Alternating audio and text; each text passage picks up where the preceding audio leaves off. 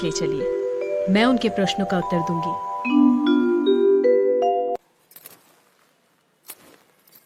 राजन, मैं प्रमाण देने के लिए तैयार हूँ, पर उससे पहले मैं कुछ चाहती हूँ। क्या चाहिए? थोड़ा दूध।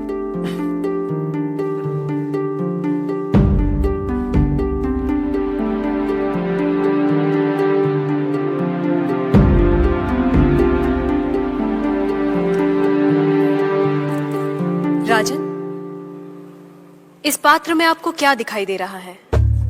दूध? क्या दूध के अलावा कुछ और दिखाई दे रहा है? नहीं। पर मुझे तो मक्खन भी दिखाई दे रहा है। क्या आपको मक्खन दिखाई दे रहा है?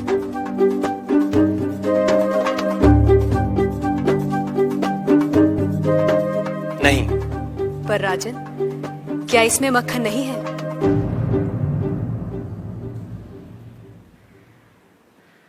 है। जैसे दूध के कण कण में मक्खन है, मक्खन के कण कण में घी है, वैसे ही ईश्वर सृष्टि के कण कण में भिन्न भिन्न रूपों में है, जो है पर दिखाई नहीं देता। जैसे दूध से मक्खन पाने के लिए उसे मथना जरूरी है, उसी तरह वेदांत के श्रवण, वेदांत का मनन और उसके निहितार्थ पर निरंतर ध्यान के द्वारा ही ईश्वर का अनुभव किया जा सकता है। राजन, क्या आपके पहले प्रश्न का उत्तर आपको मिल गया? मैं मान लेता हूं, पर वो किसे देख रहा है? किस ओर देख रहा है? क्या मुझे एक जलती हुई मोमबत्ती मिल सकती है? राजन, ये रहा आपके दूसरे प्रश्न का उत्तर। प्रकाश की ये लौ कहां देख रही है? किसे देख रही है? ये सभी को देख रही है। सभी और देख रही है।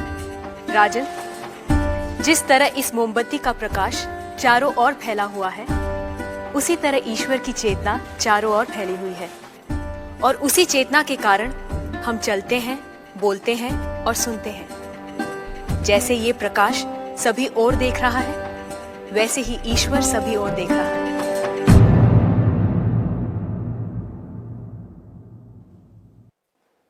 अब आपका तीसरा प्रश्न।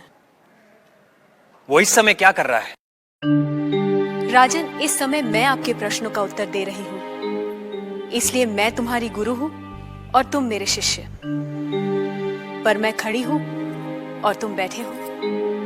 यदि अपने प्रश्न का उत्तर चाहते हो तो तुम्हें मुझे अपना आसन देना होगा।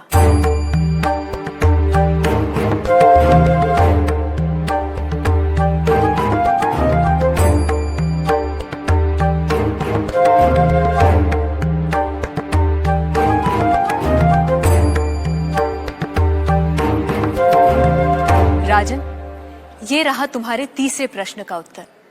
कुछ देर पहले आप सारे मंदिरों से मूर्तियां हटवाने का विचार कर रहे थे। इस समय आप ईश्वर के बारे में फिर से विचार करने लगे हैं।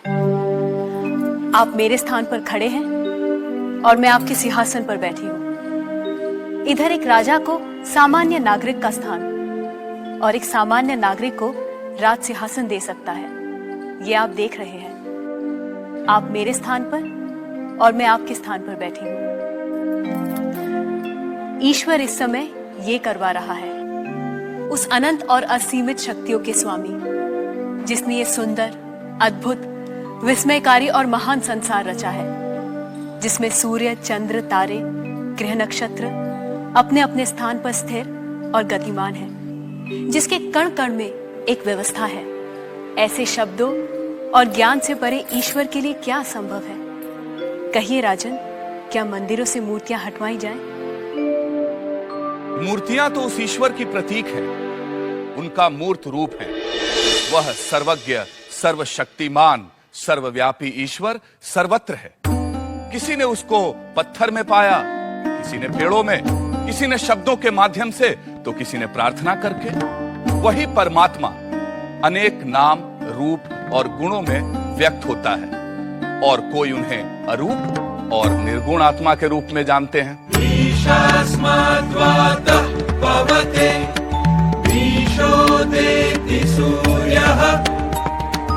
ईशास्मादग्निश्चेन्द्रश्च मृत्युर्धावति पञ्चम इति। Share chat.